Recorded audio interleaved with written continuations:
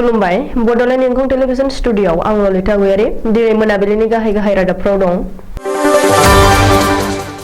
तामुलपुराव बर' थुनलाइ आफादनि 61थि बोसोरसालिया जुथुमाया दिनैनिफ्राय जागायबाय। बर' थुनलाइ आफादनि 61थि बोसोरसालिया जुथुमानि बेनार पस्टारखौ लाना दान्थे-बिदान्थे। आयुष मन्त्रालयनि बानजायनायाव शिबसागराव योगा फोरबो फालिदों।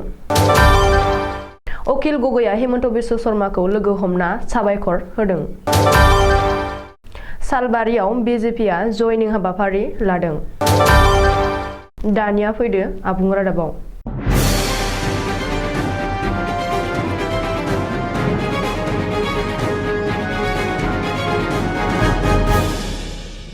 दिनैनिफ्राय सानथामनि हाबाफारिजों तामुलपुर जिल्लानि कसुबारि गोजोन फोथाराव बर' थुनलाइ आफादनि 61थि बोसोरसालिया जुथुमाया जागायबाय। दिनै फुङाव बानजायनाय आफादनि आफादगिरि आरो बिटिसिनि मावफुं सोद्रोमा धर्म नारायण दासआ गाहाय हाबग्रा लामाखौ बेखेवना होनायनि उनाव दंफां गायनाय हाबाफारि लायो। बेनि उनाव रायजोआरि बिजेपिनि आफादगिरि आरो रङियानि एमएलए भबेश कलिताया आलासि जिरायसालि न'मानि लामाखौ बेखेवना होयो। आरो बेनि उनाव लान्थ्रियै गाहाय सायनासालि दिन्थिफुंसालि आरो मावसोम हान्जानि थावनिखौ बेखेवनाय जायो।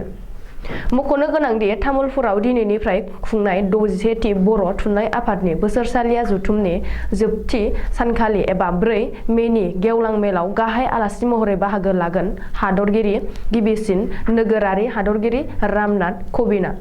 हादरगिरि रामनाथ क'विन्दनि अनगायैबो गेवलां मेलाव आसामनि गिबि मन्थ्रिखौ लाजेननानै मेघालय आरो सिक्किमनि गिबि मन्थ्रि बांलादेश आरो नेपालनि थान्दैफोरजों लोगोसे बर'नि माहारियारि आफादफोरनि दैदेनगिरिफोर आरो बर' हारिनि मेलेमजिबि सानसुमैफ्रा बाहागो लागोन। बबेखानि बर' थुनलाइ आफादनि 61थि बोसोरसालिया जुथुमानि गेवलां मेलाव हादरगिरि रामनाथ क'विन्दआ बाहागो लाफैगोनखौ नोजोर बोनानै रैखाथिनि खाबुखौ गोख्रोंसिन खालामनाय जादों। बेजों लोगोसेनो बर' थुनलाइ आफादनि 61थि बोसोरसालिया जुथुमाया मोनसे जारिमिनारि आरो बर' हारिमुखौ मुलुगाव दरबाराव सिनायथि होनायनि मोनसे माइल खुन्थिया जागोन आरो गुबुन गुबुन हारिनि माहारिनि गेजेराव गोरोबलायनाय आरो सावरायलायनायनि थावनिनि जागोन होननानै सानसुमैफ्रा बुंदों। दिनैनिफ्राय सानथामनि हाबाफारिजों तामुलपुर जिल्लानि कसुबारि गोजोन फोथाराव जागायनाय बर' थुनलाइ आफादनि 61थि बोसोरसालिया जुथुमानि बेनार पस्टारखौ लाना दान्थे-बिदान्थे सोमजिदों। बर' थुनलाइ आफादनि 61थि बोसोरसालिया जुथुमानि गेवलां मेलनि गाहाय आलासि भारतनि हादरगिरि रामनाथ क'विन्दखौ बरायनाय बेनार पस्टारखौ लाना ससियेल मिडिया फेसबुकआव गोख्रों दान्थे-बिदान्थे जादों। मख'नो गोनांदि बर' थुनलाइ आफादनि लग बाहायनानै बर' थुनलाइ आफादनि जुथुमाव हादरगिरि रामनाथ क'विन्दखौ बरायनाय बेनाराव हादरगिरि क'विन्दजों लोगोसे गिबि मन्थ्रि डक्टर हिमन्त बिश्व शर्मा आरो बिटिसिनि गाहाय प्रमद बर'नि सावगारि फोसावनायखौ लाना ससियेल मिडियायाव गोख्रों दान्थे-बिदान्थे जानाया सोलिगासिनो दं। आरो हादरगिरिखौ बरायनाय पस्टाराव हादरगिरिजों लोगोसे बर' थुनलाइ आफादनि आफादगिरि आरो गाहाय नेहाथारिनि सावगारि सोलाय गिबि मन्थ्रि डक्टर हिमन्त बिश्व शर्मा आरो प्रमद बर'नि सावगारिखौसो मानो फोसावखो होननानै गोख्रों अजद होदों आरो ससियेल मिडियायाव गावबा गावनि जुक्ति होलायनायखौ नुनो मोन्दों। बेजों लोगोसेनो बर' थुनलाइ आफादनि जुथुमायावबो हिमन्त बिश्व शर्मा आरो प्रमद बर'मोनासो क्रेडिट लालायनोसै नामा आरो बर' थुनलाइ आफादा राजखान्थि मुलाम्फानि थाखाय बाहायजालायसिगोन नामा होननानै माखासेया सोंथि दैखांदों।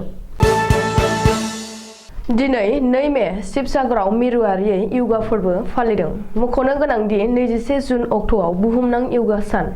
दिनै आयुष मन्त्रालयनि बानजायनायाव शिबसागराव योगा फोरबो फालिदों आरो 21 जुन बुहुमनां योगा सानखौ लोब्बा लाना 100 साननि काउन्ट डाउनखौ जागायदों। मख'नो गोनांदि आसाम सोरखारनि मदद होनायजों आरो मिरु सोरखारनि आयुष मन्त्रालया आजादि का अमृत महोत्सवजों लोब्बा लाना बुहुमनां योगा सान फालिनो लाहार-फाहार खालामनायनि सिगां दिनै शिबसागरनि शिबदलाव योगा फोरबो फालिदों होनना आसामनि गिबि मन्थ्रि डक्टर हिमन्त बिश्व शर्माया गावनि अफिसियेल फेसबुक पेजआव फोसावदों। बबेखानि आयुष मन्त्रालयनि बानजायनायाव शिबसागराव योगा फोरबो फालिनायाव गावजों लोगोसे आयुष मन्त्रि एबा मिरुनि केबिनेट मन्त्रि सर्बानन्द सनवाल, मिरुनि रायजोआरि मन्त्रि फारि डक्टर महेन्द्र मुजाफारा, रामेश्वर थेलि, आसामनि सावस्रि मन्त्रि केशव महन्त, सोलोंथाइ मन्त्रि डक्टर रनेश पेगु, जगन मोहन बिमल बरा, सिक्किमनि सावस्रि मन्त्रि डक्टर मणि कुमार शर्मा, अरुणाचल प्रदेश सावस्रि मन्त्रि आल लिंबां, एमपि थुन कुमार गगৈ, एस फानं, कयानका एमएलएफोरा फारियै प्रशान्त फुकन, सत्रकर गगৈ, थरं गगৈ, सुसान बरगाहाय, धर्मेश्वर कुवर आरो ओनसोलनि रोजा रोजा मेलेमजिबि आरो लाइमोनफोरा बाहागो लायो होननानै गिबि मन्थ्रिया फोसावदों। मोनसे जायगायाव आसामनि सानै राजखान्थियारि सुथुर डक्टर हिमन्त बिश्व शर्मा आरो अखिल गगৈ। शिबसागराव दिनै गिबि मन्त्रि डक्टर हिमन्त बिश्व शर्मा आरो शिबसागरनि एमएलए अखिल गगैखौ जयैनो नुनो मोन्दों। गावनि बियाबाव एबा शिबसागर बियाबनि जौगाखांनायनि थाखाय अखिल गगैया दिनै राजखान्थियारि सुथुरखौ नाथ्रोदनानै गिबि मन्त्रि डक्टर हिमन्त बिश्व शर्माखौ शिबसागराव लोगो हमदों आरो रायजो सोरखारा शिबसागर बियाबनि माखासे जौगाखांआरि बिथांखिफोर लानायनि थाखाय अखिल गगैया गिबि मन्त्रि डक्टर हिमन्त बिश्व शर्माखौ साबायखर होयो। गिबि मन्थ्रिखौ लोगो हमनाय समाव अखिल गगैजों लोगोसे रायजर दलनि दैदेनगिरि सोद्रोमाफोराबो बाहागो लायो।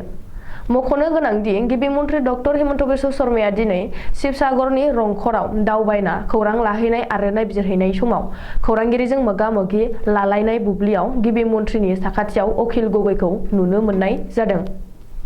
बेल' नङा, अखिल गगैया खर' सोमावनानै गिबि मन्थ्रिनि बुंनायखौ मदद खालामनायबो नुनो मोन्दों।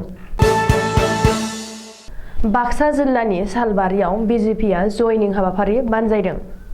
बिजेपिनि गबर्नर मण्डल आरो हाउलि मण्डलनि बानजायनायाव दिनै सालबारियाव मोनसे जयनिं हाबाफारि बानजायदों। बे हाबाफारियाव बिटिसिनि मावफुं सोद्रोमा गौतम दासआ आलासि महरै बाहागो लायो। बबेखानि जयनिं हाबाफारियाव बिजेपि दोलनि नीति आदर्शखौ मोजां मोननानै बिपिएफनि मावथिफोर, पिसिडिसिनि मासिगिरिफोरखौ लानानै गुबुन गुबुन दोलो आरो आफादनिफ्राय माखासे दैदेनगिरि सोद्रोमाफोरा बिजेपिआव जयनिं खालामो होननानै खौरां मोन्दों। दिनै मोनाबिलिनि रादाबा एसेनोसै। गोजोन्थों।